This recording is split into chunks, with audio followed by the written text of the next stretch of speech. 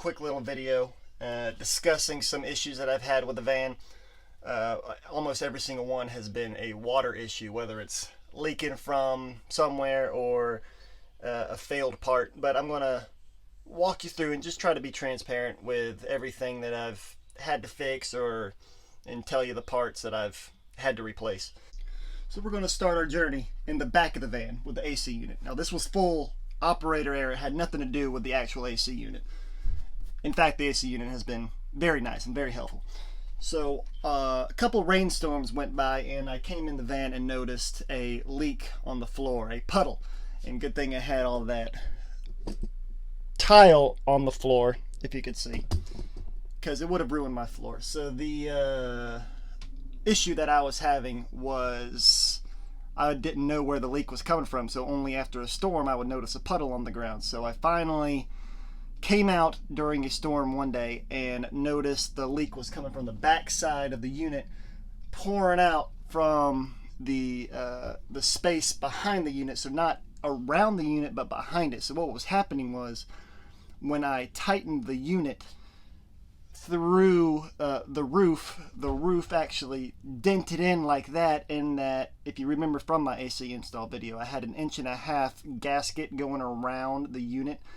It was actually compressing in a way that was bending it and tweaking it a little bit, so the water would fill up in that dented of the roof and actually fill up and spill over the top of the gasket. The only way I had to fix it was to remove the whole unit, reseal the caulk seal around the top, and then squeeze it down, not as tight as I initially did it. So I squeezed it enough just to compress the caulk, and I wasn't compressing the actual gasket. So the gasket is just sitting on there with a caulk bead around the top, slightly compressed. And I've had no leaks, and that alleviated that issue. The next issue that I've had was with my sink. Nothing to do with the sink itself. Again, this is pretty much operator error. So underneath the sink, let's bring it down here. If you can tell, that I took out the jerry can situation and I added a water tank, and that's because the jerry cans themselves started smelling pretty bad after leaving water in here for a day or two, and then it would get stagnant and it was just kind of icky. So I feel better with a single water tank with a single outlet that I'm going to attach to it.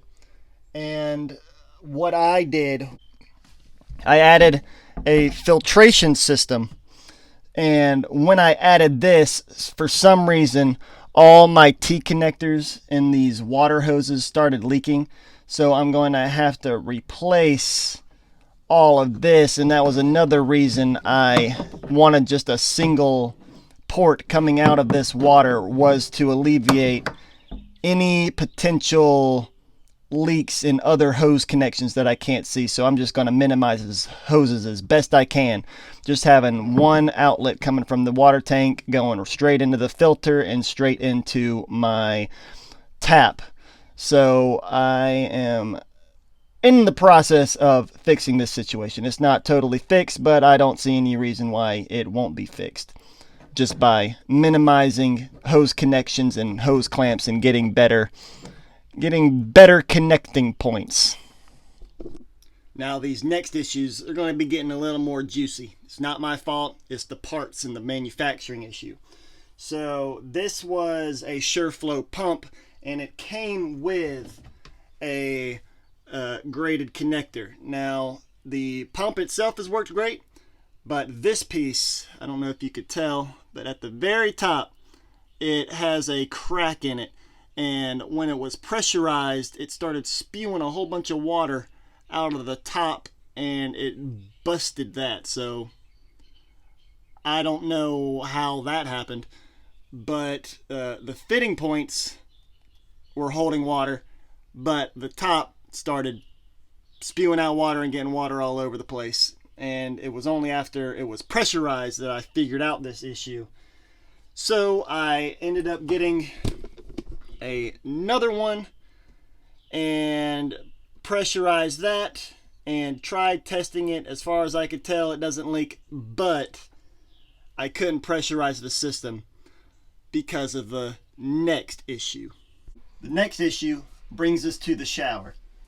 And this one I'm more irritated with because this has got to be a manufacturing issue. This is a, I don't remember the company, but in one of my later or earlier videos, I showcased the shower system that I'm using, and it was with the mixer itself that I've had the issue.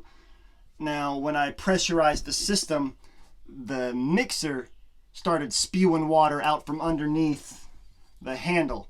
So the mixing handle where you turn hot to cold and on and off, this started spewing water out of it. So I couldn't fully test the pressurization of the system, and I opened it up until it was pressurized. It started spewing out the bottom mixer, and I couldn't figure out a way to undo this piece, and I wasn't even sure if it came off, but I grabbed a clamp, put it on there, and you could use a monkey wrench if you got one, but if the mixer ever starts leaking from the handle, you got to undo this and take out the actual mixing valve. And this is the piece that the handle connects to, and it rotates and opens, and the water was spewing out from this red ring. So I took it out, and there's some O-rings, those all seemed good. It wasn't until I opened this piece, and when I opened this,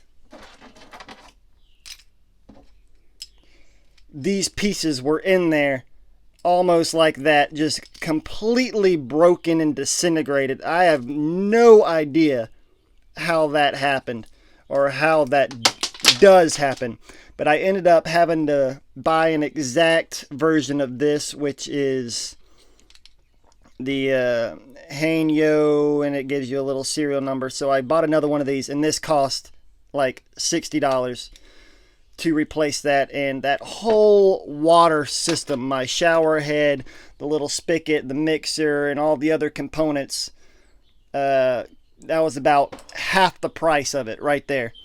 So why that happened, I have no idea. It's kind of irritating, but I ordered a new one, a new replacement, so hopefully it'll be a plug and play fixing and alleviating issue. So I just wanted to go over those few things and to remind you guys that the way you should construct a vehicle, a moving van with components like electrical and plumbing, is you don't ever want to completely permanently close off sections that have pieces that you might not want to cover up. Really, mixing valves or connecting points, and you want to have access to all that stuff. Don't ever want to glue pieces over things that could potentially leak. And thank you guys so much for being involved in this journey. I appreciate it, and I love building out this van, even though it's taken a long time to do. I appreciate your guys' patience and leaving all your comments and feedback that you guys have. It's been fun for me. We are very close to being done. I know it may not look like it, but we are very close. I know it, social media and all the other van builds out there make it look like it's just a real quick and easy done process, but believe me, there's some issues that they all encounter. So I wanted to showcase that, and this is me doing this alone, real time. That's why the videos take so long to come out, and I've also got a job on top of all this.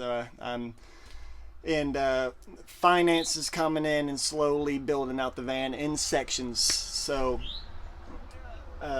once this is all done and you see the video series laid out, it'll make it seem like it's real quick, but I wanted to make a quick video showcasing the truths to building out a van. I know this isn't typical to what everybody else and their brother does, but this is the way I wanted to build a van, the way I decided to build it. Of course, it's not for everybody, but you don't know what you learn. You don't know what you can learn if you watch somebody build a van. Just mistakes that they've made and mistakes that you should not make because they've already made it. So thank you guys for watching. Again, I appreciate you, and that's going to be the end of this video. I'll see you later.